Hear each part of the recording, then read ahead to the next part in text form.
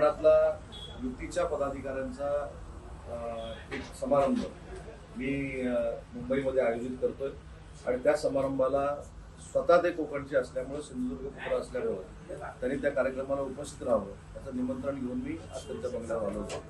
आणि दुसरं काम होतं की जी आमची दर 15 दिवसानं समन्वय समिती असते राज्याची, ती समन्वय समितीची तारीख देखील निश्चित करण्यासाठी मी आलो होतो. त्याच्यामुळे मला असं वाटतं की आम्ही पुढच्या 15 दिवसात कोकणातल्या, रत्नागिरी जिल्ह्यातल्या सगळ्या युतीच्या ज्येष्ठ पदाधिकाऱ्यांना, युवा पदाधिकाऱ्यांना, महिला पदाधिकाऱ्यांना बोलून एक संवादाचा कार्यक्रम करतोय आणि त्या संवादाच्या कार्यक्रमाला प्रदेशाध्यक्ष म्हणून रवींद्र चव्हाण साहेबांनी उपस्थित राहावं ही विनंती करण्यासाठी आम्ही त्यांच्या बंगल्यावर आलो. मुंबई गोवा महामार्गाचा प्रश्न जो आहे तो तुम्ही आता समोर आलेला आहे, कारण गणपती तोंडावर आहेत, रस्त्यांची दुरवस्था मोठ्या प्रमाणात पाहायला मिळते. एकीकडे विरोधक असं म्हणतात की तुम्ही बोटीने घेऊन जाणार असं म्हणताय, परंतु रस्ते खराब आहेत, मुंबई गोवा तिकडून चाकरमानी जाऊ शकत नाही. मी एक महत्वाची मुंबई गोवा महामार्गाची परिस्थिती सांगतो, कारण मी स्वतः या पावसाळ्यामध्ये 3-4 वेळा मुंबई गोवा महामार्गावरनं प्रवेश केलेला आहे. 354 किलोमीटरची जी पूर्ण लेंथ आहे त्यातली रत्नागिरी जिल्ह्यातली 21 किलोमीटरची लेंथ फक्त शिल्लक आहे आणि तिथं खड्डे पडलेले आहेत. आणि विशेषतः 4.5 किलोमीटरची जी लेंथ आहे आरवलीपासून हातखंब्यापर्यंतची, त्याला प्रचंड पद्धतीनं खड्डे पडलेले होते.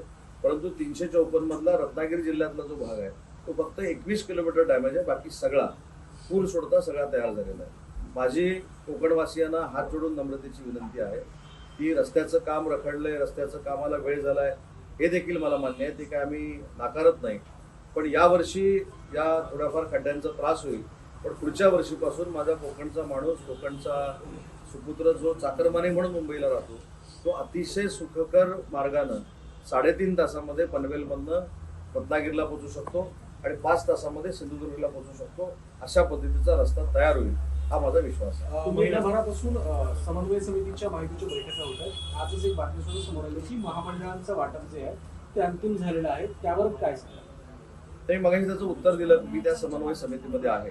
मी आणि शंभूराज देसाई हे शिवसेनेमार्फत आहोत. पण समन्वय समितीमध्ये जो तुम्ही 44, 33, 22 हा जो काय 40 काय बरोबर ना, 44, 43, 23 हा जो रेशो काढलाय, हा तुमच्या सूत्रांनी तुम्हाला माहिती दिली माहिती नाही, पण ती माहिती समन्वय समितीमध्ये कुठं चर्चाच न झाल्यामुळे माझ्यापर्यंत पोहोचली नाही. पण माझ्या अप्रोक्ष समन्वय समिती झाली काय मी तपासून नक्की महिन्याभरामध्ये महामंडळाचं वाटप होईल. आमचा रेशो देखील ठरेल. ऑब्विसली बीजेपीचे आमदार जास्त असल्यामुळं काही महामंडळ बीजेपीला जास्त मिळतील. 2 नंबरला आम्ही असू आणि 3 नंबरला एनसीपी असू.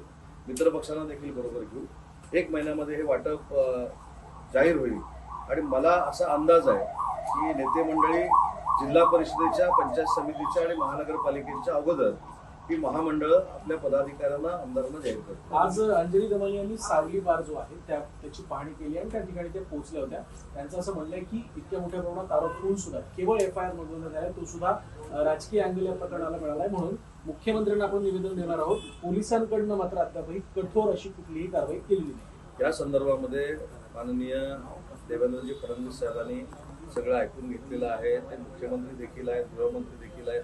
ते या संदर्भामध्ये योग्य ते कारवाई करतील आणि योग्य तो संदेश संबंधितांना देतील.